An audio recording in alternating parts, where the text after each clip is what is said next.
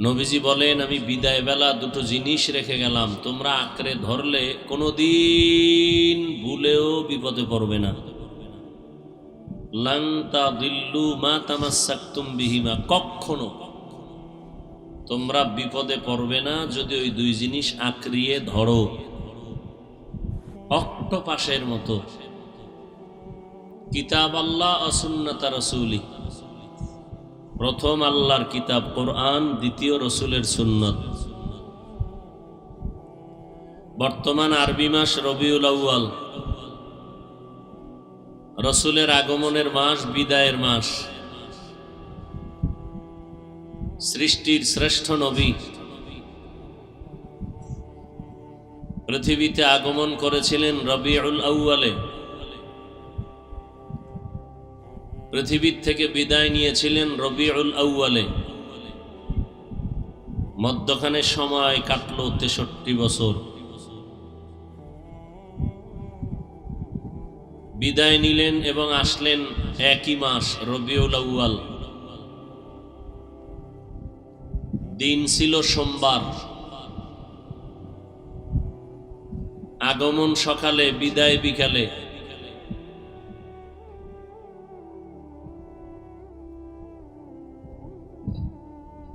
তারিখ, যাওয়ার তারিখ 12। আগমনের তারিখ কেউ বলেছেন 2, কেউ বলেছেন 5, কেউ বলেছেন 9, কেউ বলেছেন 12।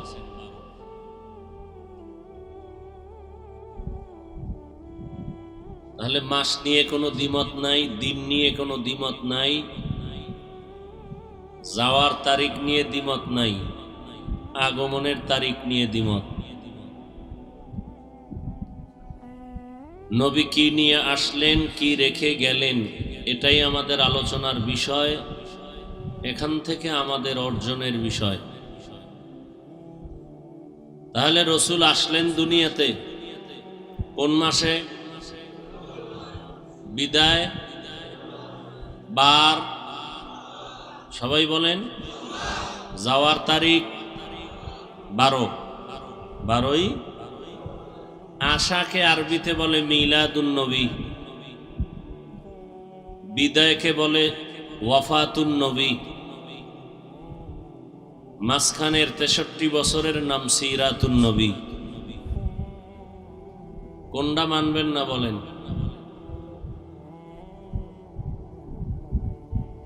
যদি কেউ বলে মিলাদুন নবী মানি না, তারও ঈমান দুর্বল। যে বলে ওয়াফাতুন নবী মানি না, তারও ঈমান দুর্বল।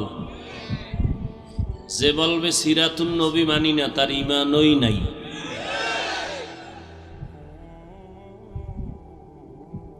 মিলাদ শব্দের অর্থ জন্ম, মোবারক। আন নবী শব্দের অর্থ আমাদের সুপরিচিত নবী।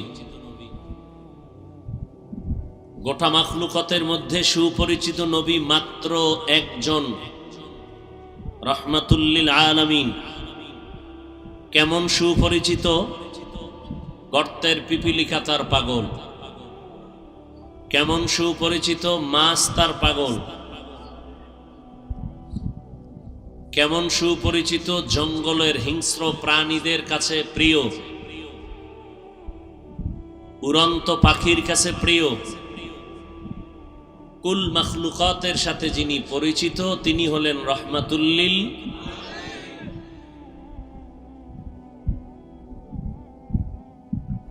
বয়ান করা, বয়ান শোনা সব আল্লাহর তৌফিকের মাধ্যমে হয়। কি বয়ান করব নির্দিষ্ট করে আসি নাই, কতক্ষণ করব কোনো নিয়ত করি নাই।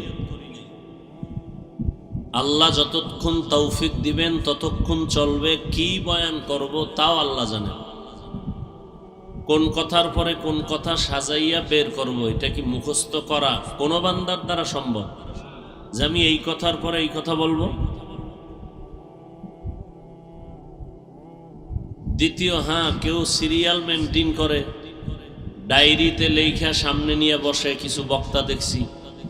আবার কেউ ল্যাপটপ নিয়ে বসে, আর একটু আপডেট হয়েছে। আমাদের এই চিন্তাও নাই, অভ্যাসও নাই, যেন জীবনে না হয়।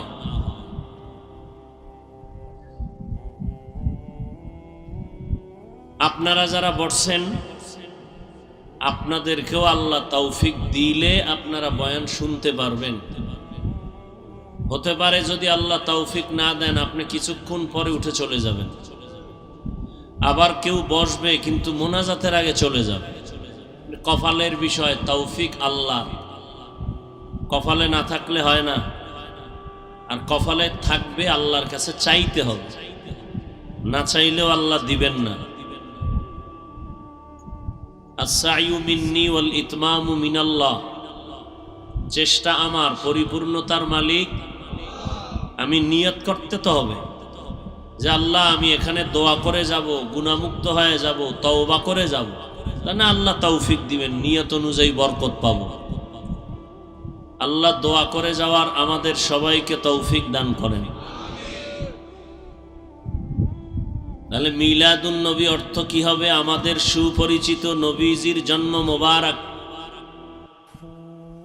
ওয়াফাতুন নবী শব্দের অর্থ হবে আমাদের সুপরিচিত নবীর ইন্তেকাল। ওই বেদাতিরা বলে নবী মরে নাই, নবীর মরণ হয় নাই। ওদেরকে জিজ্ঞাসা করবেন নবীজির জানাজা হয়েছিল নি? অবশ্যই বলবে হয়েছিল। জানাজা কি জিন্দা মানুষের হয়? সামান্য সময়ের জন্য আমার রসুলের দেহ মোবারক থেকে রূহকে আলাদা করেছিলেন আমার আল্লাহ। রওজায়ে মোবারকে যাওয়ার পরে আল্লাহ পাক রসুলকে জিন্দা করে দিলেন।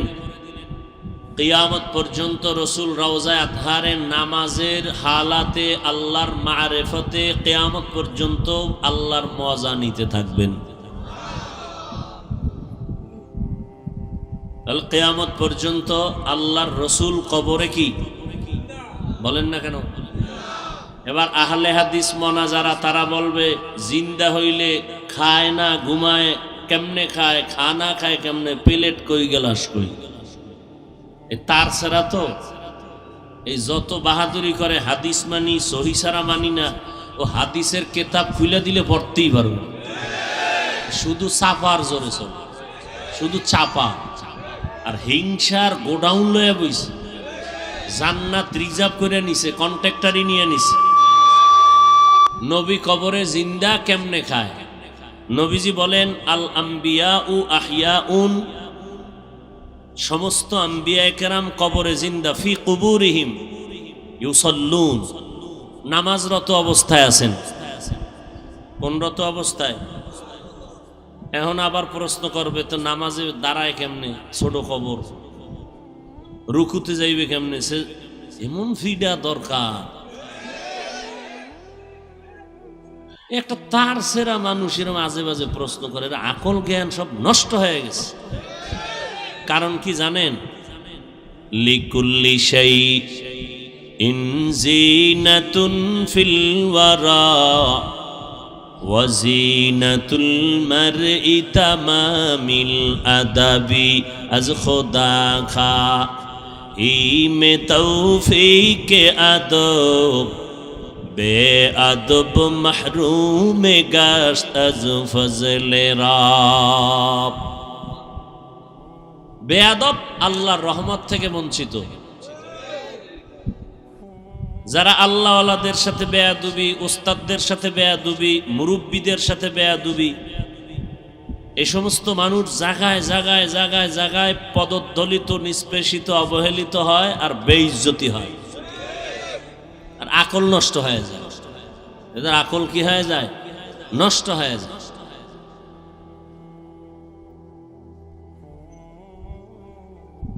তারা আবু হানিফার সাথে বেয়াদবি করে, বলে আবু হানিফা মুশরিক। ফট করে বলে ফেললো আবু হানিফা মুশরিক। কে বলছে? যে কোরআনের আরবি বুঝে না, হাদিসের আরবি বুঝে না, সে বলে আমি হাদিস ছাড়া কিছু মানি না, আবু হানিফা মুশরিক।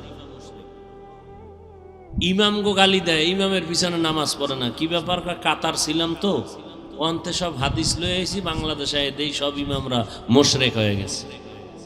কাতারের হাদিস মতে সব ইমামরা কি মুশরিক। কি মুশরিকের সমস্যা? কয় জোরে আমিন কয় না, বুকে হাত বাঁধে না, বাস মুশরিক কয়ে ফেললো। মুশরিকের ডেফিনেশনও জানে না, ফট করে বলে ফেললো একজন আলেমের সামনে। এই সমস্ত কারণেই পদস্খলন। এখন আহলে হাদিস ভাইদেরকে যদি আমরা পাল্টা প্রশ্ন করি, বাচ্চা মায়ের গর্ভে দুনিয়াতে আসার আগে মরা না জিন্দা থাকে? খেয়াল নাই আপনাদের? বাচ্চা বাচ্চা মায়ের গর্ভে আল্লাহ রুহু দান করেন না, জিন্দা থাকে না? ওখানে প্লেট পায় কই খাওয়ার? জবাব দাও। অনেক গেলাস কই খাওয়ানের? এখন আর কথা নেই, এখন বোবায় বয়ে থাকবো, দম দইরা ফুইলা থাকবে, এখন আর কথা নেই। এই প্রশ্নের যেদিন জবাব দিবে আমরা ওই প্রশ্নের জবাব দিব। আপনাদের কি আবার ভেজাল আসেনি? তাহলে আপনাদের আবার দেওয়া লাগে? হ্যাঁ, আপনাদের দেই এই জন্য যেন আপনারা ওদের মোকাবেলায় কথা বলতে পারেন। তবে বেয়াদবি করবেন না কখনো, সাবধান।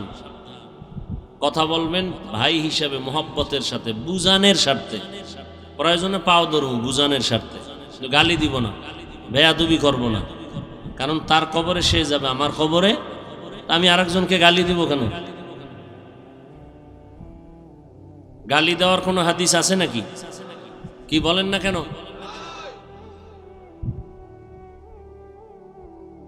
হায়, মায়ের গর্ভে বাচ্চা জিন্দা, আল্লাহ পাক রব্বুল আলামিন ওই বাচ্চার ক্ষুধা নিবারণ করেন কেমনে? প্রশ্ন করাটাও বেয়াদবি। আল্লাহর কুদরতে ওখানে খানার ব্যবস্থা করেন কেমনে? ও নিয়ে আমার চিন্তা করার দরকার নাই, আল্লাহর কুদরতে করেন, বাস এতটুকু ঈমান রাখো। কবরে নবীরা জিন্দা, আল্লাহ এদেরকে রিজিক দেন। কোরআনের আয়াত, আল্লাহ এদেরকে কি দেন? রিজিক দেন। কি দেন? রিজিকটা খায় কেমনে? এটা আল্লাহর কুদরত। আল্লাহর কুদরত নিয়ে বেশি লাড়ালাড়ি করা, চালাকি করা ভালো না, করলে শেষে আসল হারায় যাবে। তাহলে ওয়াফাতুন নবী একদল মানে না, আমরা রসুলের ওয়াফাতকে মানি, মিলাদকেও মানি, তবে কোয়ালিটি আছে। মিলাদকে মানি নফল, আর সিরাতুন নবীকে মানি ফরজ। মিলাদুন নবী অর্থ আমাদের সুপরিচিত নবীজির জন্ম মোবারক, ওয়াফাতুন নবী অর্থ আমাদের সুপরিচিত নবীজির ইন্তেকাল। সিরাতুন নবী শব্দের অর্থ হলো আমাদের সুপরিচিত নবীজির জীবন ইতিহাস। এই তিন শব্দের মধ্যে পাওয়ারফুল শব্দের নাম সিরাতুন নবী। কেমন পাওয়ার? সিরাতুন নবীর মধ্যে মিলাদুন নবী আছে, ওয়াফাতুন নবীও আছে। কেউ যদি কারো জীবন ইতিহাস লেখে তাহলে জন্ম থেকে মৃত্যু সহ লেখে না? কথা বলেন না কেন? তাহলে সিরাতুন নবীর মধ্যে ওয়াফাতুন নবীও আছে, মিলাদুন নবীও আছে। অতএব আমাদের আলাদা করে সিরাতুন নবী আমরা যারা মানি, আমাদের আলাদা করে মিলাদুন নবী মানার স্লোগান দিতে হয় না, আমরা আলাদা করে ওয়াফাতুন নবীর স্লোগান দিতে হয় না। এখানে সব কিছু ঢুকানো আছে। কিন্তু কেউ যদি বলে মিলাদুন নবী কায়েম করো, সিরাতুন নবী লাথি মারো, ঈমান চলে যাবে। আর এই কয়টা শব্দ আমার রসুলের শানের শব্দ, কোনো বাপদাদার বানানো শব্দ না। প্রশ্ন হলো শুধু মিলাদুন নবী না, আপনারা ঢাকার শহরে পোস্টার দেখবেন, ওয়ালে ওয়ালে ওয়ালে ওয়ালে, অলিতে গলিতে পোস্টার, সাইয়্যিদুল আইয়াত, 90 দিনের কিলাকিলি। হ্যাঁ, কয়দিন? 90 দিন ওয়াজ হইব, ওয়াজ। রাজারবাগ দরবার শরীফ, নাম দিছে সাইয়্যিদুল আইয়াত, অর্থাৎ মিলাদুন নবী না, শুধু সকল ঈদের সরদার মিলাদুন নবী। পৃথিবীর কোন কিতাব, আহলে সুন্নাত ওয়াল জামাতের লিখিত কোন কিতাব, কোন হাদিস, কোন তাফসীর খুলে যদি কেউ দেখাতে পারে যে ঈদে মিলাদুন নবী শব্দটা কোন কিতাবে আছে, আহলে সুন্নাত ওয়াল, ভণ্ডগো কিতাব না, আহলে সুন্নাত ওয়াল জামাতের সহি আকীদার আলেমের কিতাব, হাদিস, হাদিসের ব্যাখ্যা, কোরআন, কোরআনের তাফসীরের কোন পৃষ্ঠায় ঈদে মিলাদুন নবী শব্দ যদি দেখাইতে পারে, ওদিন থেকে আমরা পালন করব।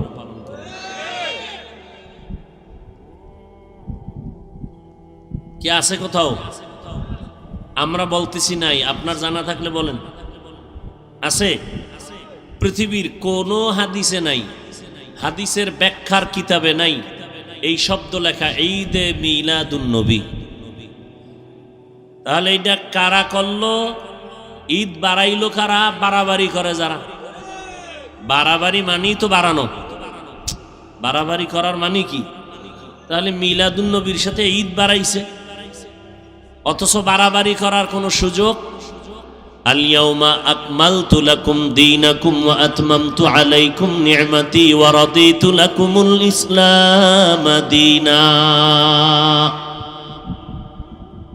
দিন ধর্ম আল্লাহ সিল মেরে দিলেন, এখানে আর কোনো বাড়ানো নাই, কমানোর কোনো সুযোগ নাই। আমি আল্লাহ মুহাম্মদের দিয়ে 23 বছরের প্রেসক্রিপশন তৈরি করে দিলাম। আরে দুনিয়ার মানুষ, কিয়ামত পর্যন্ত তোমরা যারা চলতে চাও সঠিক পথে, মুহাম্মদের দেওয়া প্রেসক্রিপশনটাকে ফলো করে চলবা। এই প্রেসক্রিপশন বাড়ানো যাবে না, কমানো যাবে না, সিল লাগায় দিলাম। আমার নবী খাতামুন নবিয়্যিনের সিল লাগায় দিলেন। নবীজির প্রেসক্রিপশন কিয়ামত পর্যন্ত চলবে। যারা ফলো করে তারা ঔষধ দিবে, তারা জান্নাতি। যারা নবীর প্রেসক্রিপশন উল্টা পাল্টা বাড়াবে, কমাবে, তারা গোমরা হয়ে যাবে। তাহলে আলেমগো কাজ কি? আলেমদের কাজ হলো বাড়ানোরও সুযোগ নাই, কমানোরও সুযোগ নাই। নবীর দেওয়া 23 বছরের প্রেসক্রিপশন উম্মতের বুঝাইয়া বুঝাইয়া ঔষধ দিবে।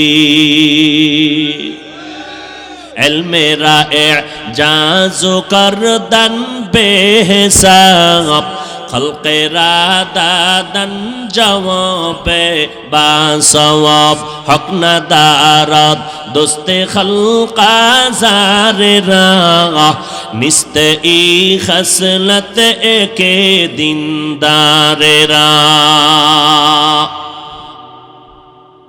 মিলাদুন নবী মানে জন্ম মোবারক। বলেন নবীর জন্ম হয়েছিল কয় বছর লাগাইয়া? কথা হয় না, না পারলেও তো বলবেন ভারী না। জন্ম হয় মানুষের 3 দিন। কয়বার বলেন না কেন ভাই? একবার। আমার নবীর জন্ম কিবার?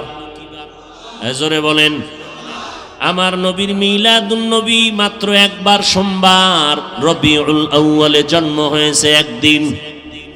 নবীর মিলাদ একদিন, আর সিরাতুন নবী হলো 63 বছর।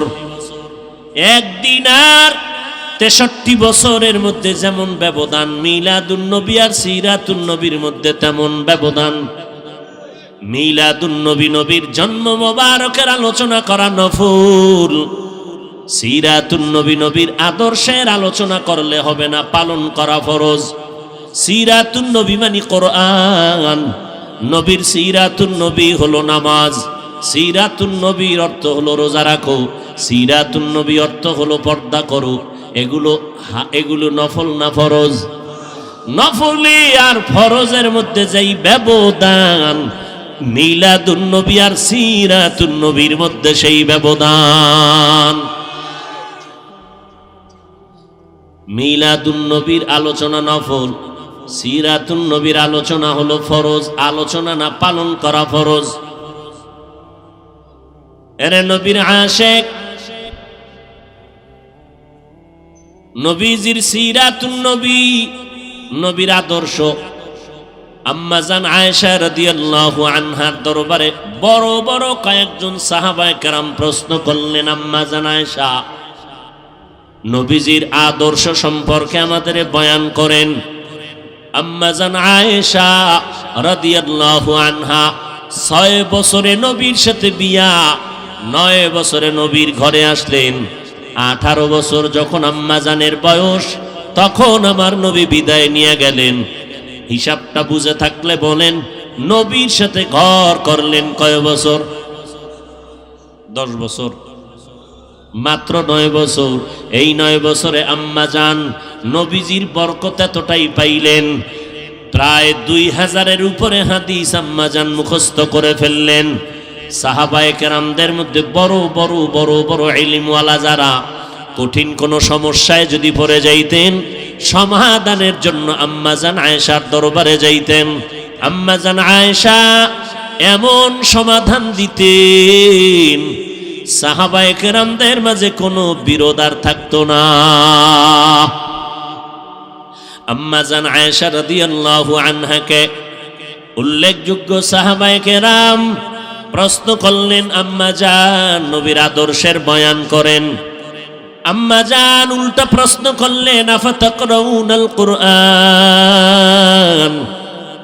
সাহাবায়ে কেরাম আপনারা কি কোরআন তেলাওয়াত করেন না? ক্বালু বালা, তারা বললেন হ্যাঁ আমরা কোরআন তেলাওয়াত করি। আম্মা জান আয়েশা রাদিয়াল্লাহু আনহা বললেন, কানা খুলুকুহুল কুরআন, কোরআন শরীফ জাপ মুহাম্মদের আদর্শই হলো তা।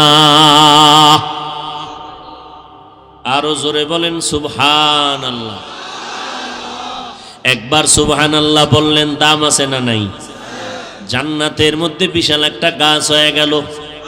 এত বিশাল একটা ফলের গাছ, দ্রুতগামী বাহন যদি দৌড়ায় 500 বছর দৌড়াইয়াও গাছের ছায়া শেষ করতে পারবে না। গর্তাওয়াকুল মিকুনি হার সবহশাম মেরা সানাদ রিজকে তু আজলা মাকাম। আল্লাহর উপরে ভরসা করে বান্দা চলো, আল্লাহই যথেষ্ট হয়ে যাবে, কোনো পেরেশানি নাই। আম্মা জান আয়েশা বললেন, নবীর আদর্শই হলো কোরআন। এজন্য মুফাসসিরিনে কেরাম বলেন, রব্বুল আলামিন জমিনের মধ্যে 2টা কোরআন নাজিল করেছেন। জোরে বলেন কয়টা? এক কোরআন হলো থিওরিক্যাল কোরআন, আর একটা কোরআন হলো প্র্যাকটিক্যাল কোরআন। থিওরিক্যাল কোরআন আমাদের হাতে এখনো আছে, প্র্যাকটিক্যাল কোরআন রবিউল আউয়ালে বিদায় নিয়েছে। রাহমাতুল লিল আলামিন প্র্যাকটিক্যাল কোরআন, আর আমরা যে কোরআন তেলাওয়াত করি এটা হলো থিওরিক্যাল কোরআন। আম্মা জান আয়েশা বললেন, নবীর আদর্শ যদি দেখতে চাও কোরআনের দিকে নজর দাও। কোরআন এমন দামি, আমার রাসূল তেমন দামি।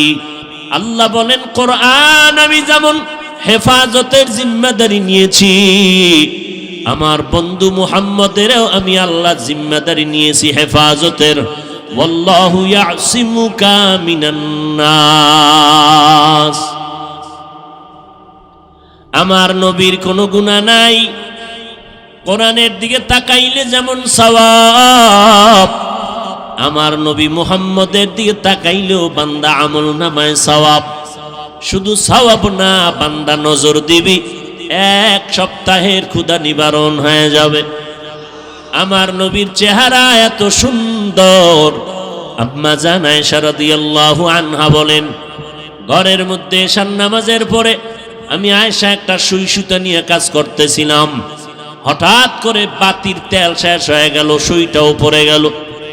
তালাশ কোথায় করব, অন্ধকার। কামলেওয়ালা নবী আমার ঘরের মধ্যে প্রবেশ করলেন রাতের আধারে। মদিনাওয়ালা নবীর চেহারা মোবারকে আলোকিত হয়ে গেল আমার ঘর, আর নবীর চেহারার আলোতে আমি সুইটা দেখলাম খুঁটির গোড়ায় পড়ে আছে, আমি হাতে নিয়ে নিলাম। কেমন মায়ার নবী আমার, আমার নবী এত সুন্দর। সাহাবী বলেন, আমি পূর্ণিমা চাঁদের দিকে নজর দিলাম, আমার মায়ার নবীর চেহারা মোবারকের দিকে নজর দিলাম। নজর দিয়া তাকাইয়া দেখি আসমানের চাঁদের থেকে আমার নবীর চেহারা বড় উজ্জ্বল।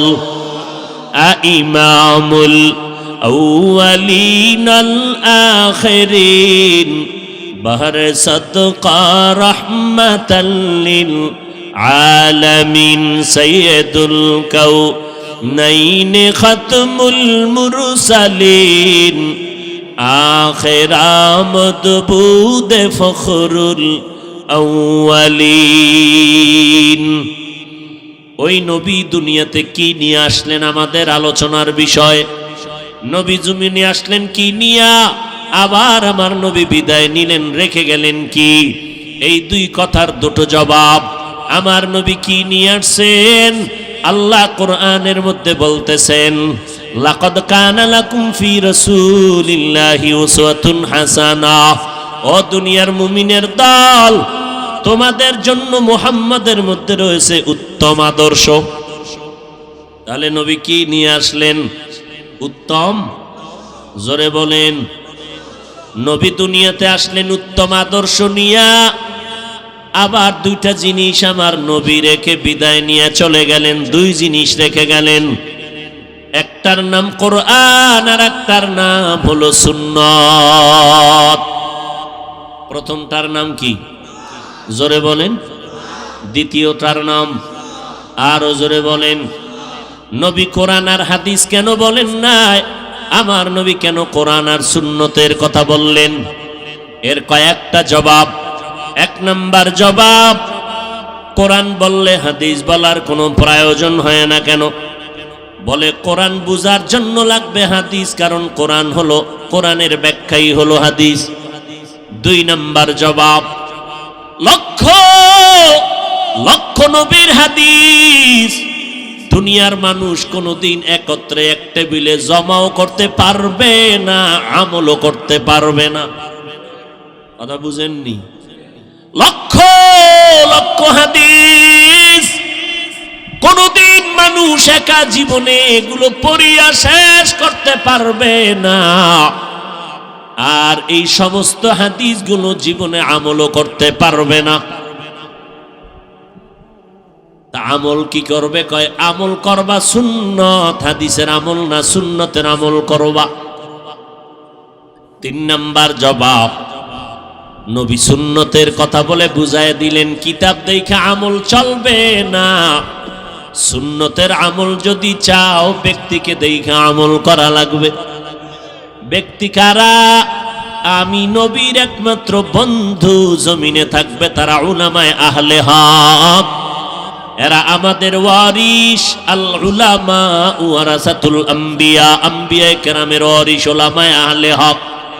এদের অনুসরণ করবা, কারণ সাহাবায়ে কেরাম এত বড় আলেম, কোরআন হাদিসের ইলম শিখার পরেও নবীর দরজা ছাড়ে না, নবীর পেছনে সময় দেয়। খানার টাইমের খবর নাই, ঘুমের খবর নাই, নবীর পেছনে সময় কাটায়। কখন রাত হয়ে গেল খবর নাই, দিন হয়ে গেল খবর নাই।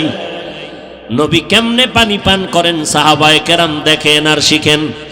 নবী কেমনে জুতা পরেন সাহাবায়ে কেরাম দেখেন আর শিখেন।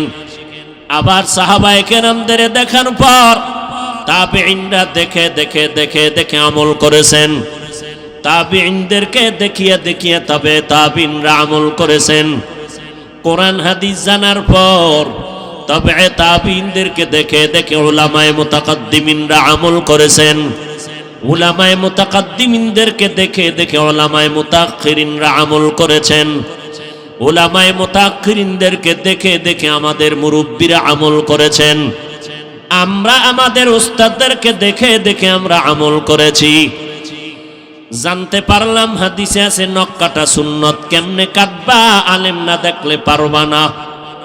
ও বান্দা, চুল কাটা নবীর সুন্নত, কেমনে তুমি কাটবা? কিতাব দেখলে বুঝবা না, আলেম লাগবে। উলামায়ে কেরাম যেইভাবে দেখাইবেন ওইভাবে পড়বা।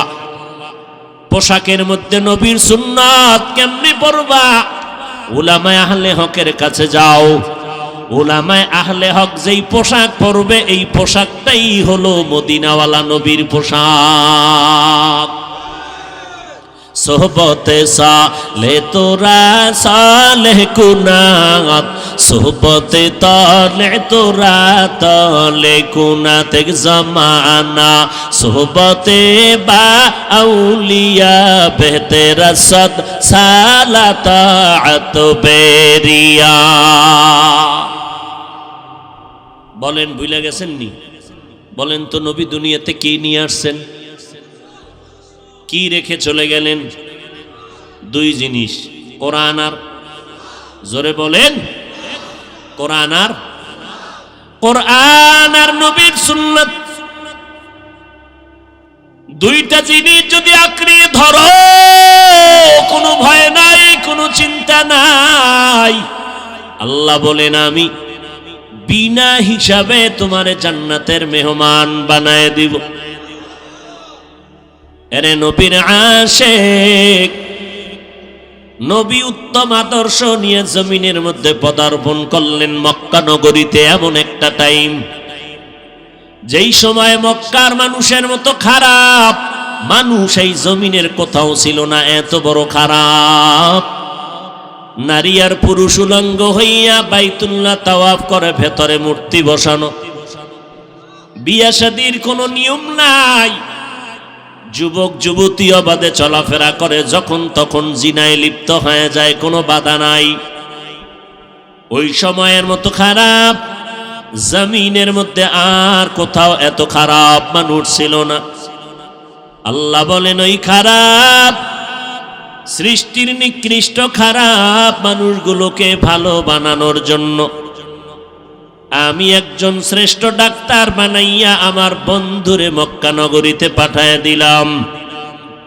আমার নবী এমন শ্রেষ্ঠ নবী হইয়া সৃষ্টির শ্রেষ্ঠ ডাক্তার, এমন ঔষধ দিলেন আমার নবী।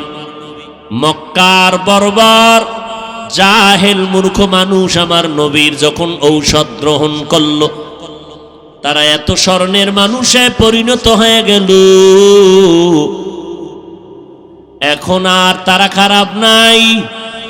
আল্লাহ কয় নবী আপনার সোহবতে গিয়ে এরা এত ভালো হয়ে গেল, আপনি জানায় দেন আমি দুনিয়াতেই জান্নাতের টিকিট দিয়ে দিলাম। আতিনা ফি দারে দুনিয়া না হাসান, আতিনা ফি দারে উকবা না হাসান, ইয়া গিয়াসাল মুস্তাগীসিন ইহদিনা লাফতিখারা বিল উলুমে ওয়াল গিনা। নবীর আদর্শ গ্রহণ করলেন আবু বকর। আবু বকর কেমন দামি! মদিনার নবী বলেন আমার উম্মত মুমিনের সব নেক আমল যদি এক পালায় দেওয়া হয়, আবু বকরের নেকের পাল্লা অনেক ভারী হয়ে যাবে। ঘুমাইতেছেন আপনারা? আবু বকরের দাম কত? 10 জন সাহাবা দুনিয়াতেই জান্নাতের সুসংবাদ পেলেন। এর মধ্যে প্রথম সিরিয়ালে আবু বকর। কেমন দামি আবু বকর! নবীজি বললেন আমি যুদ্ধের ময়দানে যাব, আপনারা দান করেন। দান করলে হায়াত বাড়ে, দান করলে মুসিবত দূর হয়, দান করলে কামাই রুজিতে বরকত হয়, কবরের আযাব মাফ হয়ে যায়। নবীজি যখন বললেন দান করেন, ওমরে ফারুক মনে মনে ভাবতেছেন আমি এত বেশি আজ দান করব, 1 নাম্বার পুরস্কার আমার নবীর দোয়াটা নিয়ে যাব। ওসমান রাদিয়াল্লাহু আনহু চিন্তা করলেন আমি আজ এত বেশি দান করব, নবীর থেকে 1 নাম্বারের দোয়াটা নিয়ে নিব। দানের মাল আমার নবীর দরবারে হাজির করলেন। হযরত আলীকে নবী বললেন কি দিলেন? নবী এই পরিমাণ দান করলাম। ওসমান কি দিলেন? এই পরিমাণ দিলাম। ওমর কি দিলেন? এই পরিমাণ, অর্ধেক দিয়ে দিলাম, আর অর্ধেক আমি রেখে দিলাম। সর্বশেষ আমার নবী আবু বকরকে জিজ্ঞাসা করলেন আবু বকর কি দান করেছেন বলেন। আবু বকর চোখের পানি ছেড়ে বলেন পয়গম্বর আমার কাছে তেমন কোনো সম্পদ নাই, তবে যা আছে ঘরের মধ্যে ঝাড়ু দিয়া দিয়া সব আমি পয়গম্বরের খেদমতে হাজির করলাম। এখন আমি আবু বকরের আমার আল্লাহ আর নবী সারা কিছুই নাই। ওমরের মাথা নত হয়ে গেল, 1 নাম্বার হতে পারলাম না। কারণ বেশি দান করা এক নাম্বার না, অন্তরের কোরবানি দেওয়াটাই বড় এক নাম্বার। সব দিয়ে দিলেন, সব দিয়ে দিলেন, যা আছে তাই দিয়ে দিলেন। নবী আশ্চর্য হয়ে গেলেন, এত ত্যাগ আপনি স্বীকার করলেন হে আবু বকর। চুপ হয়ে গেল মজলিস। হঠাৎ করে জিবরাইল আমিন এসে হাজির হয়ে গেলেন। ও নবী, আল্লাহর সালাম।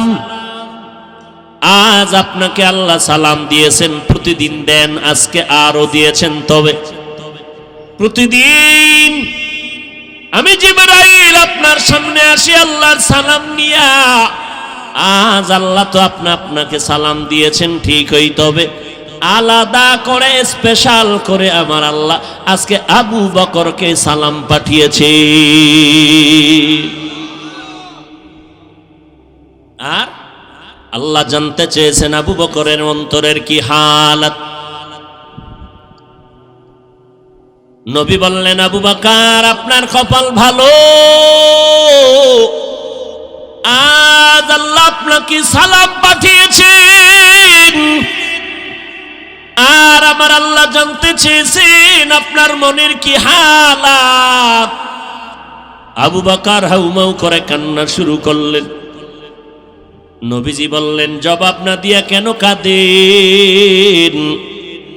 আবু বকর কান্না করে বলে, নবী কে চিনতো আমি আবু বকরকে? আমি ছিলাম মক্কার নগরীতে এক জাহান্নামের আসামি। আমার মতো অপরাধী কেউ ছিল না রে নবী।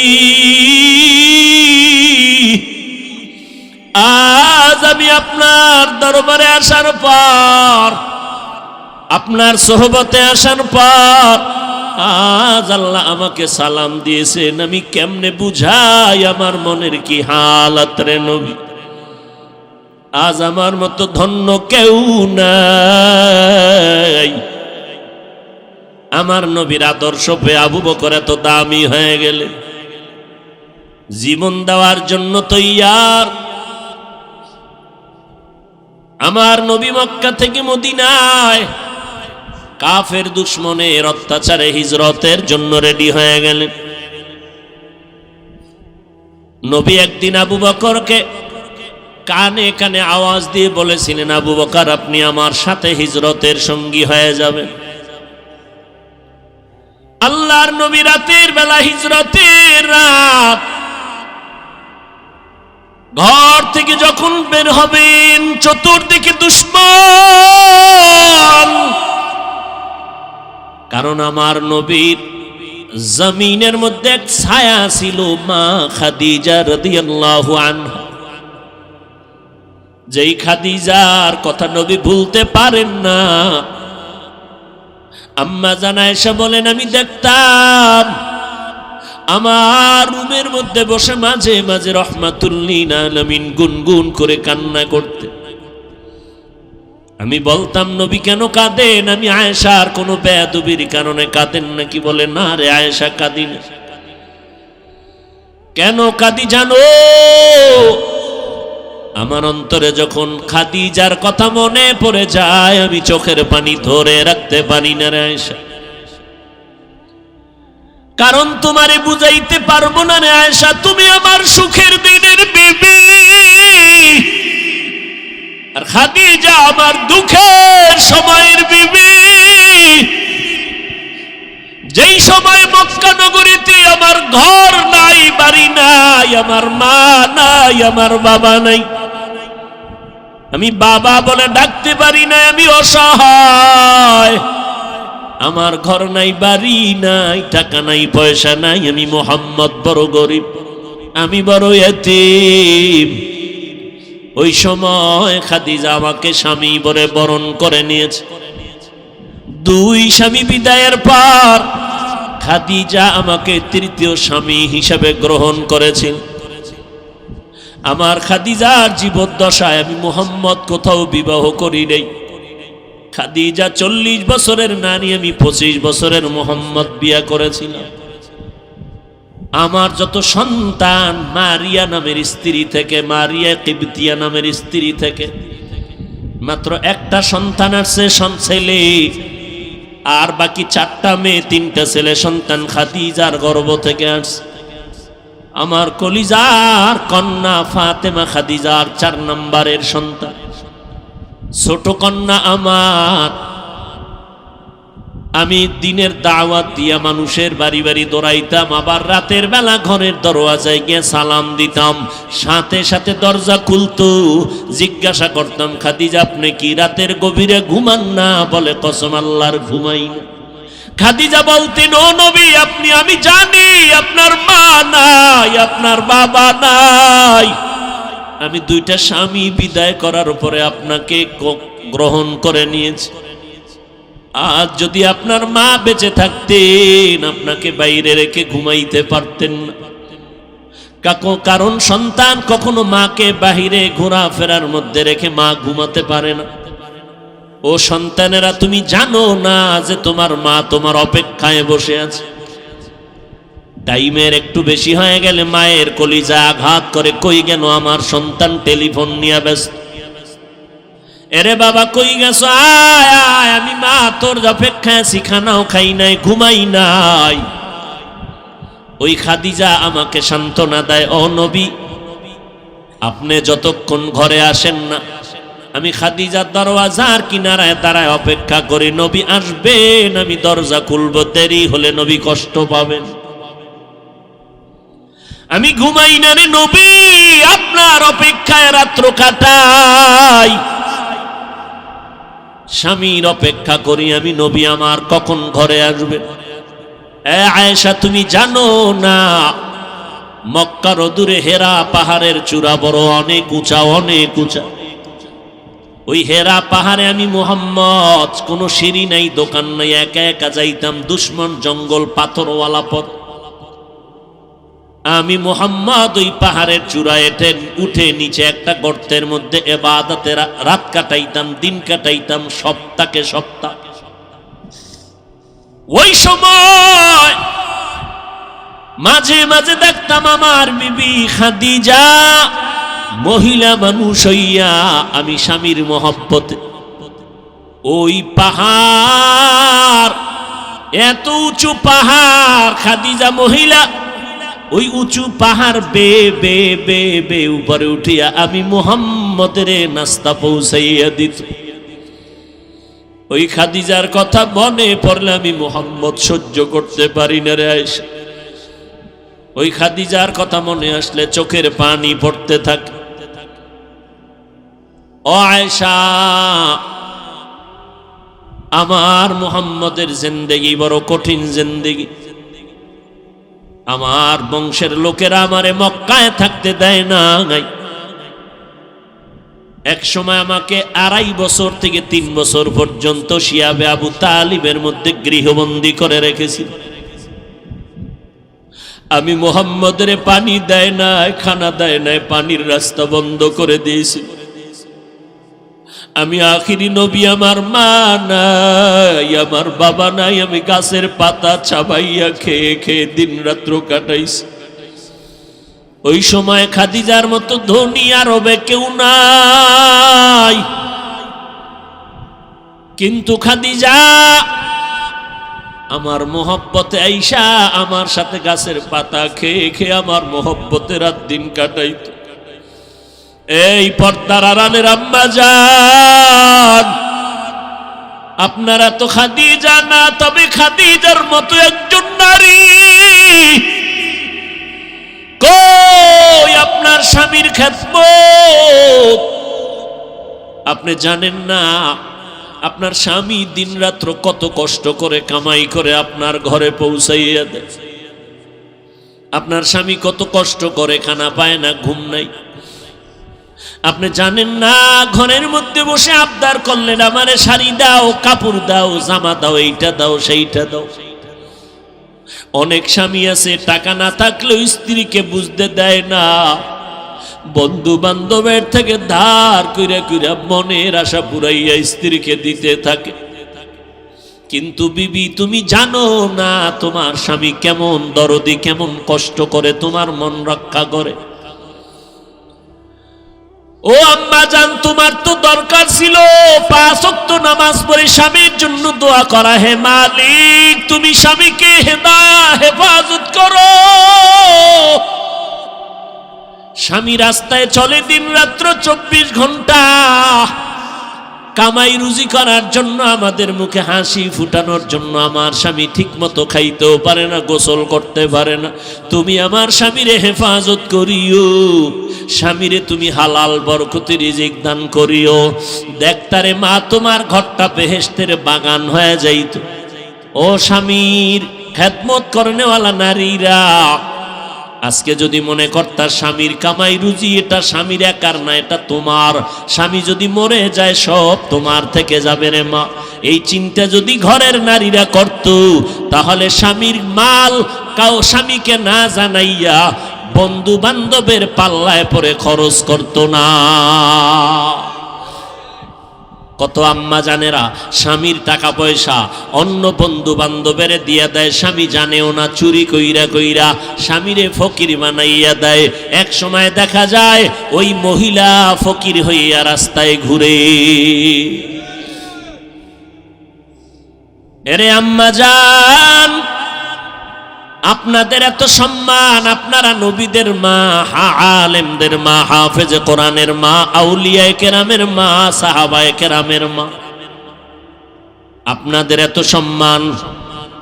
আমরা আল্লাহকে রাজি করার, নবীর মোহাব্বত নিয়ে সওয়াব বেশি কামাই করতে হলে কষ্ট আর কষ্ট, কষ্ট আর কষ্ট। রৌদ্র নাই, বৃষ্টি নাই, মসজিদে যাও নামাজ পড়তে, জুমায় যাও, জানাজায় যাও, জিহাদের ময়দানে যাও।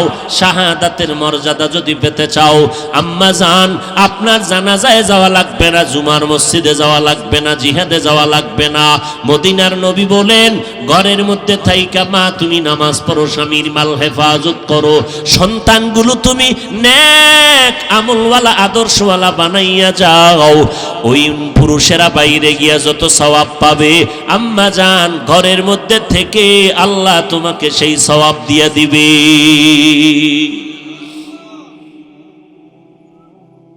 কয়দিন আর স্বামীর ঘরে বসে রং তামাশা করবা, সাদা কাফন রেডি হয়ে যাইতেছে।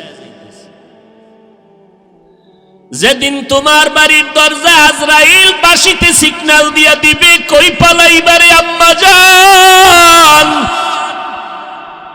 ছেলে মা মা বলে কাঁদবে আর জবানে আওয়াজ হবে না রে মা। তোমার কাপড় খুলে সবাই 5টা সাদা কাপড়ের প্যাকেট বানাইয়া যখন কবরে নিবে, বাচ্চাগুলো আম্মু আম্মু বলে চিল্লায় কাঁদবে, মা তুমি আর জবাব দিতে পারবা না। তোমার বাচ্চাগুলো এতিম, ঈদের সময় সব সন্তানেরা মা বাবাকে নিয়ে আনন্দ করবে, তোমার সন্তান আনন্দ পাবে না, কারণ ও মা হারা, ডানে বামে মাকে পাবে না। যার মা নাই, যার বাবা নাই, তাকে জিজ্ঞাসা করিয়া দেখো মা কত বড় সম্পদ, বাবা কত বড় সম্পদ। যার বাবা নাই তাকে জিজ্ঞাসা করো, বাবা বিছানায় পড়ে আছে, কোথাও যাইতে পারে না, এরপরেও সন্তানের একটা শক্তি মনে করে দুনিয়াতে একটা ঢাল আমার এখনো আছে। যার বাবা নাই মনে হয় যেন অসহায় হয়ে গেল। যার মা নাই ঘরের দিকে তাকাইয়া চোখের পানি ফেলে আর কান্না করে। এই সন্তানেরা, ওই মা বাবারে যারা পাইয়াও এখনো সম্মান করো না, মা বাবার দোয়া নিতে পারো না, এখনো পারো না, কপাল মন্দ তোমার রে বাবা। এখনো সময় আছে, যদি মা বেঁচে থাকে ঘরে যাইয়া মাকে সালাম দিও আর বলিস ও মা মাথায় হাত দিয়ে একটু দোয়া করে দাও, আমার মতো গুনাহগার হতভাগা কেউ নাই, না জানি আমি কবে মরে যাব, জাহান্নামী হয়ে যাব। ও মা তুমি একটু দোয়া করে দাও, কত বেয়াদবি করছি, কত কথা অমান্য করে তোমারে কাঁদাইছি, আমার কথায় মাঝে মাঝে দেখছি মা তুমি কষ্ট পাইয়া কান্না করেছো, মা তুমি আমারে মাফ করে দাও, আর কোনোদিন তোমারে কষ্ট দিব না রে মা। ওই মা যদি মাথায় হাত দিয়ে দোয়া করে দেয় আরশে আজিমে কবুল হয়ে যাবে। ও যুবকেরা, কয়দিন আর যৌবনের বাহাদুরি করবারে বাবা। এই মহামারীতে করোনায় কত মানুষ চলে গেল, কত যুবক চলে গেল। ও আল্লাহর বান্দারা, নবীর আদর্শের মালা গলায় লাগাও।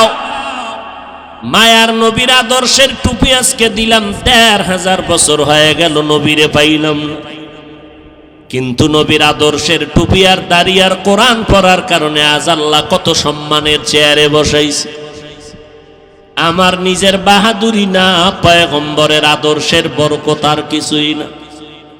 ও যুবক, পাও দুইটা যদি আগাইয়া দাও, আমি পায়ে হাত রেখে বলবো কয়দিন আর বাহাদুরি করবা। আমি তোমাকে এই কথা বলি না তুমি আমার মতো হুজুর হও, পাগড়ি বাঁধো, মাদ্রাসায় আসো, স্কুল ছেড়ে দাও, না, একবারও না। বরং আমি এই রবিউল আউয়ালে নবীর আদর্শের বয়ান করতে গিয়ে তোমাকে পায়ে ধরে অনুরোধ করব, স্কুলে যারা পড়ো লেখাপড়া বন্ধ করবা না, কলেজে যারা পড়ো লেখাপড়া বন্ধ করবা না। কারণ আমার মাদ্রাসায় তোমার আসার প্রয়োজন নাই, কারণ আমার মাদ্রাসা আলেম ওলামা মুফতি মুহাদ্দিস ছাত্রর অভাব নাই, ভালো ভালো ছাত্র এখনো আছে, অভাব নাই। কিন্তু আমার সোনার বাংলাদেশে মুসলমান আদর্শওয়ালা ডাক্তারের বড় অভাব, মুসলমান আদর্শওয়ালা ইঞ্জিনিয়ারের বড় অভাব, মুসলমান আদর্শবান ডাক্তারের অভাব, প্রফেসরের অভাব, মুসলমান আদর্শবান সাংবাদিকের অভাব, এমপি মন্ত্রীর অভাব, মুসলমান আদর্শবান ওসিএসপিডিসির বড় অভাব। ওখানে লেখাপড়া কইরা বাবা আদর্শবান ডাক্তার হও, আদর্শবান ইঞ্জিনিয়ার হও। আজকে যদি থানায় থানায় আদর্শবান ওসি থাকে, আজকে যদি জেলায় এসপিডিসি আদর্শবান মুসলমান থাকে, আমাদের কোরআনের বয়ান করতে কোনো পেরেশানি লাগবে না। স্কুলে পড়ো, কলেজে পড়ো, তবে নবীর আদর্শের মালা গলায় লাগাও। মা বাবার দোয়া নিয়ে চলো, মা বাবার দোয়া নিয়ে চলো। কলেজে পড়ো, স্কুলে পড়ো, মা বাবার দোয়া নাও, আলেমের পরামর্শ নাও, 5 বেলার নামাজ পড়ো। যদি পেছনে অন্যায় করে থাকো একটু তওবা করে নাও, আর নামাজ ছাড়বা না, বেপরদায় চলবা না। ও যুবকেরা, একটু নজর করো, তোমার আমার মতো যুবক স্কুলে পড়ে নামাজি, কলেজে পড়ে নামাজি আছে না নাই? মনটাকে প্রশ্ন করো, তুমি কেন পারবা না রে বাবা? তোমার আমার মতো বান্দারে আবার আর্মি, পুলিশ, বিডিআরের চাকরি করে নামাজি দাড়িওয়ালার অভাব নাই, তুমি কেন পারবা না? তোমার আমার মতো সন্তান গাড়ি চালায়, ড্রাইভারি করে, নামাজি পর্দাওয়ালার অভাব নাই, তুমি কেন পারবা না? ব্যবসা করে, হালাল খায় হারাম খায় না, অভাব নাই, তুমি কেন পারবা না? কৃষি কাজ করে, নদীতে মাছ ধরে, নামাজি যুবকের অভাব নাই। শ্রমিকের কাজ করে যুবক 5 বেলার নামাজি, অভাব নাই, তুমি কেন পারবা না রে বাবা? আজকে তুমি টুপি পরো না, নামাজ পড়ো না, পায়ে দরিয়া দরিয়া বলার পরেও তুমি দাড়ি রাখতে চাও না। ও বাবা রে, আজকে আমিও যদি তোমার মতো স্বাধীনতা ভাইবা যদি প্যান্ট শার্টটাই লাগাইয়া সমাজে মাস্তানি করতাম, কেউ বাধা দিত না। আজকে টুপি মাথায় দেওয়ার পরও মাথা গরম লাগে, এরপরও কেন টুপিটা ফালাই না জানো নি রে বাবা? দাড়িটা লম্বা করার কারণে যৌবনের ভাবটা চলে যায়, এরপরও কেন দাড়ি কামাই না? লম্বা জামা পরার কারণে শরীর গরম লাগে, এরপরও কেন ফালাই না? কত মানুষ কওমি মাদ্রাসায় পড়ার কারণে গালি দেয়, বাজে কথা বলে, এরপরও কেন এই রাস্তা থেকে পেছনে যাই না? একটাই মাত্র কারণ, আল্লাহর কোরআন পড়ে দেখলাম, নবীর হাদিস পড়ে দেখলাম, একটা কথাও ভেতরে মিথ্যা নাই। কত বড় বড় বেঈমানেরা কোরআনের ভুল বের করতে গিয়া কালেমা পড়ে মুসলমান হয়ে গেল। লক্ষ লক্ষ নবীরা মিথ্যা কথা বলেন নাই, লক্ষ লক্ষ সাহাবায়ে কেরাম মিথ্যা কথা বলেন নাই, লক্ষ লক্ষ তাবিন তবে তাবিনরা মিথ্যা কথা বলেন নাই, কোটি কোটি আলেম ওলামারা মিথ্যা কথা বলতে পারেন না। অতএব নবীর কথা সত্য, কোরআনের কথা সত্য। কারা দুনিয়াতে গুনার কারণে কি শাস্তি হবে, জান্নাতের বয়ান কোরআনে আছে, হাদিসে আছে, জাহান্নামেরও বয়ান আছে। জান্নাতে কারা যাবে, জাহান্নামে কারা যাবে আল্লাহ তাও বলেছেন। গুনাহ যারা করবে তাদের জন্য জাহান্নাম, নেক আমল যারা করবে তাদের জন্য জান্নাত।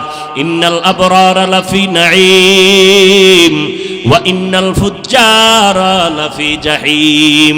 নেক আমলওয়ালারা জান্নাতে যাবে, গুনাহ যারা করবে তারা জাহান্নামে যাবে।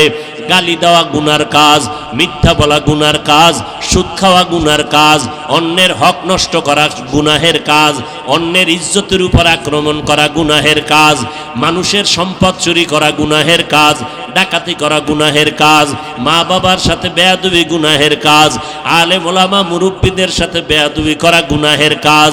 এই রকম গুনাহ করে করে যারা কবরের দিকে রওনা হবে, আল্লাহ কয় আমি একটা ডাক দিলাম তওবার জন্য, তওবা করো, আমি মুহূর্তের মধ্যে তোমার জীবনের সব গুনাহ তওবার বিনিময়ে মাফ করে দিব। ও আল্লাহর বান্দারা, আজকে আমি বক্তা হইয়া চেয়ারে বসছি, তোমরা শ্রোতা হইয়া মাঠে বয়ান শুনো, কিন্তু জানোনি আজকে তুমি ডাক্তার হইয়া চেম্বার করো, আমি রুগী হইয়া তোমার কাছে 500 টাকা 1000 টাকা ভিজিট দিয়া চিকিৎসা নেই, কিন্তু জানোনি রে বাবা তোমার চেয়ার আর আমার চেয়ারের দাম কত। যেদিন আজরাইল আইসা ডাক দিবে ওই দিন কিন্তু দেখা যাবে আমার চেয়ারের কোনো দাম নাই, তোমার চেয়ারের কোনো দাম নাই। আমি বক্তা, তুমি শ্রোতা, সবার মরণকালে 3টা সাদা কাফন, কারো জন্য আলাদা কিছু ব্যবস্থা করা হবে না। কবরের সাইজও হবে এক, সাদা কাফনের প্যাকেট বানাইয়া ওই কবরের মধ্যে রেখে যখন পাড়াইয়া মাটি দিয়া বাঁশ বাগানে রেখে সব যখন বিদায় হয়ে যাবে, ও বাবা, কে পীর, কে বক্তা, কে শ্রোতা, কে আলেম, কে মূর্খ, কে ধনী, কে গরিব, কোনো ভেদাভেদ নাই। সাদা কাপনের প্যাকেটে পেঁচাইয়া কবরে রাখার পর সবাই যখন বিদায় নিবে, ওই কবরে 2 জন ফেরেশতা প্রশ্ন করবে 3টা। আমাকেও যেই প্রশ্ন আপনাদেরও সেই প্রশ্ন করবে। রবের পরিচয় দাও, ধর্মের পরিচয় দাও, রাহমাতুল লিল আলামিনের পরিচয় দাও। এই 3টা প্রশ্নের জবাব যারা দিতে পারবে, পয়গম্বর বলেন, ও উম্মতেরা, তাদের জন্য কবর হবে জান্নাতের বাগান। আল্লাহ ডেকে বলবেন, ও কবরের ফেরেশতা, ওই বান্দার জন্য জান্নাতের দরজা খুলে দাও, জান্নাতের বিছানাটা দাও, জাহান্নামের দরজা বন্ধ করে দাও। আমার বান্দার 3.5 হাত কবরটা বড় বালাখানা বানাইয়া দাও। আমার বান্দা এখন জান্নাতের হাওয়া বাতাসে নাজ নেয়ামতের ঘেরান নিয়া জান্নাতের বিছানায় ঘুমাবে, কিয়ামত পর্যন্ত বান্দা আরাম করবে। আল্লাহর নবী বলেন, উম্মতের দল যারা গুনাহগার হইয়া কবরে যাবে, রবের গোলামি করবে না, আল্লাহর কবরে যাওয়ার পরে বান্দা একটা প্রশ্নের জবাব দিতে পারবে না। সুন্নতের আমল করে নাই, আলেম ওলামারা বয়ান করে পায়ে ধরে নামাজের দাওয়াত দিত, নামাজ পড়ে নাই। আল্লাহর নবী বলেন, কবরে যাওয়ার পর একটা প্রশ্নের জবাব তারা দিতে পারবে না। আল্লাহ তাআলা রাগান্বিত হইয়া কুদরতের আওয়াজ দিয়া বলবেন, ও কবরের ফেরেশতা, এই বেঈমানার নাফরমানের কোনো সময় সুযোগ দিও না। আমি দুনিয়াতে কম সুযোগ দেই নাই, দুনিয়াতে আমার দেওয়া সূর্যের আলো, চাঁদের আলো, পানি বাতাস ভোগ করিয়া, আমার দেওয়া নদীর মাছ খাইলো, গাছের ফল খাইলো, জমিনের ফসল খাইয়া এত বড় নিমক হারাম একবারও আলহামদুলিল্লাহ বলে শুকর আদায় করে নাই। ওলামায়ে কেরাম দাওয়াত দিত, পায়ে ধরে ধরে নামাজের বয়ান করত, নামাজ পড়ে নাই। এখন আর সময় দিও না, এই গুনাহগারের কবরে জাহান্নামের আগুনের বিছানাটা দিয়া দাও, জাহান্নামের সাথে রাস্তা বানাইয়া দাও। ওই অন্ধকার কবরে জাহান্নামের আগুন একটা না, 2টা না, 99টা সাপ কবরের মধ্যে এসে পড়ে যাবে রে বাবা। ও যুবকেরা, একটা বেতের বাড়ি সহ্য করতে পারো না, একটা মশার কামড় সহ্য করতে পারো না। একটু চিন্তা করো, গুনাহগার হইয়া যদি কবরে যাও, ওই কবরে কেমনে মাটির চাপ সহ্য করবা? আল্লাহ বলবেন, এরে কবরের মাটি, এই নাফরমানকে জোরে জোরে 2 পার্শ্বের থেকে জোরে জোরে চাপ দাও। এত জোরে চাপ দিবে পাজরের হাড়গুলো চুরমার হয়ে যাবে। এত জোরে ওই কবরের গুনাহগারেরা চিল্লাইতে থাকবে। কুকুর, ভেড়া, বকরি, গরু, সকল পশু পাখিরা আওয়াজ, কবরের আওয়াজ শুনবে। কবরের হালাত দেখবে, মানুষ আর জিনেরা কবরের অবস্থা দেখবে না। এরে নবীর উম্মতের দল, কবরের আযাব বিশ্বাস করো না রে ভাই। কত কবরে আগুন দেখা যায়, কত কবরে ধোঁয়া দেখা যায়, আবার কত কবরের লাশ তাজা পাওয়া যায়। যত কবরের লাশ তাজা পাওয়া গেল সব নামাজীদের কবর, আর যত কবরের লাশ তাজা নাই, কবরে আগুন দেখা গেল, ধোঁয়া দেখা গেল, সব হলো বেনামাজি বেয়াদবদের কবর। ও আল্লাহর বান্দারা, ওই মরণের আগে আল্লাহর কাছে তওবা করে নাও। পিছনে শয়তানের ধোকায় পড়ে অন্যায় করেছি, আমার অন্যায়ের কারণে, গুনাহের কারণে আমার হাত না পাক, চোখ না পাক, অন্তর না পাক, আমার জিহ্বা না পাক। ও আল্লাহ, আমার অন্যায়ের খবর আমার মা বাবা ভাই বোন কেউ জানে না রে আল্লাহ, আপনি জানেন। আল্লাহ বলে আমি জানার পর রাগ করে পানিও বন্ধ করি নাই, বাতাস খানা বন্ধ করি নাই। এখনো যদি তওবা করতে পারো, আমি তোর জীবনের সব গুনাহগুলো মাফ করে দিব। এরে এলাকার মুসলমান, আল্লাহর দরবারে অন্তর দিয়ে আল্লাহকে ডাকেন আর মনে মনে বলেন, হে আল্লাহ, এই ময়দানে আমার মতো গুনাহগার কেউ নাই। সাহাবায়ে কেরামরা জান্নাতের টিকিট পাইয়াও যদি কান্না করেন কবরের ভয়ে, আমার তো কোনো উপায় নাই। ওই অন্ধকার কবরে আমি একা একা কেমন করে থাকব? যেই কবরে মাটি আর মাটি, কোনো বাতি নাই, অন্ধকার। ও আল্লাহ, গুনাহ নিয়ে কবরে যাব না। আজকে যদি আমাকে ছোট একটা রুমে আটকাইয়া, ভেতরে আটকাইয়া, বাহির দিয়ে তালা দিয়া কয় রাতের বেলা ঘুমা, আমি দরজা ভেঙ্গে ফেলবো আর চিল্লাবো, একা এই ছোট রুমে আমি ভয় পাই, ঘুমাইতে পারবো না। ও যুবকেরা, চিন্তা করো, ওই অন্ধকার কবর আরো কঠিন অন্ধকার হয়ে যাবে। কেমনে তুমি কবরে থাকবা? যদি গুনাহগার হয়ে যাও তো কবরে উপায় নাই। আল্লাহর কাছে তওবা করে নাও। 2 ফোঁটা চোখের পানি ছেড়ে দিলটাকে নরম করে আমার আল্লাহর কাছে বলতে থাকো, আল্লাহ, আজকে থেকে নামাজ ছাড়বো না, বেপরদায় চলবো না, মা বাবাকে কষ্ট দিব না, ওলামায়ে কেরামের পরামর্শ নিয়ে আমল করব, দেশ ও জাতির বিরুদ্ধে কোনো ষড়যন্ত্রে লিপ্ত হব না।